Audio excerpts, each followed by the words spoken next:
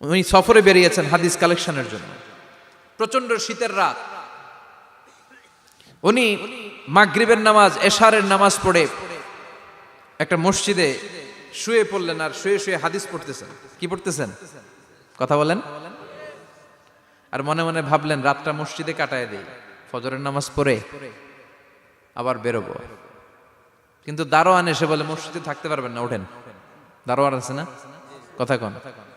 আহমদ ইবনে হাম্বল বললেন আমি শুধু রাতটা থাকতে চাই, আমি তো ফজরেরও মুসল্লি, ফজর নামাজ পড়বো তো এই মসজিদে, আমার থাকতে দাও। দারোয়ান তো দেয় না, কেন? মসজিদে থাকার জায়গা না, জান মিয়া।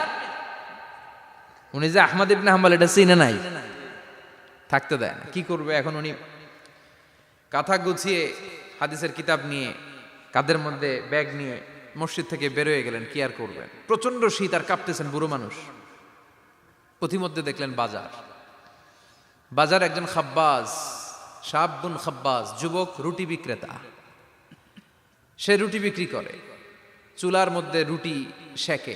সে যে সালাম দিল, আসসালামু আলাইকুম। যুবক বলে ওয়ালাইকুম আসসালাম।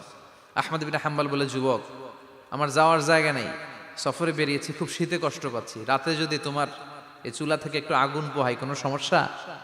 যুবক বলে না না, সমস্যা না, আহলান ওয়া সাহলান, খোশ আমদেদ, আসেন আসেন, আপনি আগুন পোহাইলে আমার সমস্যা কি? সুবহানাল্লাহ পড়েন। আল্লাহ শুকরিয়া করে উনি বসলেন আর আগুন পোহাচ্ছেন। আর খেয়াল করলেন যুবক রুটি বানায় আর পড়ে আস্তাগফিরুল্লাহ, রুটির দলা বানায় পড়ে আস্তাগফিরুল্লাহ, খামির বানায় আর পড়ে আস্তাগফিরুল্লাহ, রুটি নিয়ে উনুনের ভিতরে চুলার ভিতরে সেকা দেয় আর পড়ে আস্তাগফিরুল্লাহ। দোকানদারের কাছে কেউ আসলেই সে রুটি দেয় আর পড়ে আস্তাগফিরুল্লাহ। ক্রেতার কাছ থেকে টাকা নিয়ে ক্যাশ বক্সে রাখে আর কি পড়ে, আবার রুটি বানানো শুরু করে আর কি পড়ে, খালি এইটাই পড়তেছে। ইমাম আহমদ ইবনে হাম্বল তো অবাক, কিরে এটা আবার কেমন যুবক, খালি আস্তাগফিরুল্লাহ। উনি প্রশ্ন করলেন যুবক ঘটনা কি?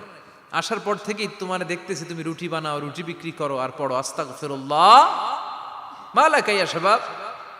যুবক বলে আস্তাগফিরুল্লাহ আমার সবচেয়ে বেশি পছন্দের আমল, আমি সব সময় আঠার মতো ইস্তেগফারের সাথে লেগে থাকি আর সব সময় পড়তে থাকি আস্তাগফিরুল্লাহ, আর এর বদৌলতে আল্লাহ আমারে মুস্তাজাবুদ দাওয়া বানিয়ে দিয়েছে।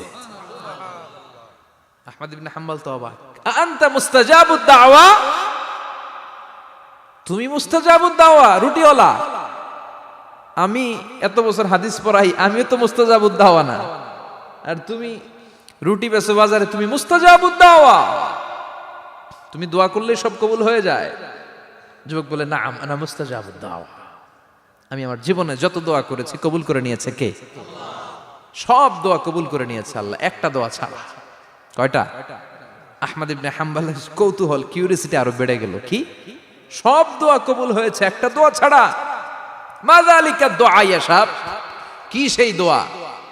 যুবক এবার বলতে শুরু করলো, আমার জীবনে যে দোয়াটা আল্লাহ কবুল করে নাই সেটা হচ্ছে আমি আল্লাহর কাছে অনেক চেয়েছি, অনেক দোয়া করেছি যে আল্লাহ, শুনেছি এই জামানার সবচেয়ে বড় মুহাদ্দিস, তার নাম নাকি ইমাম আহমদ ইবনে হাম্বল। আল্লাহ তোমার কাছে আমার চাওয়া আমি যেন এই ইমাম আহমদ ইবনে হাম্বলরে দেখে মরতে পারি।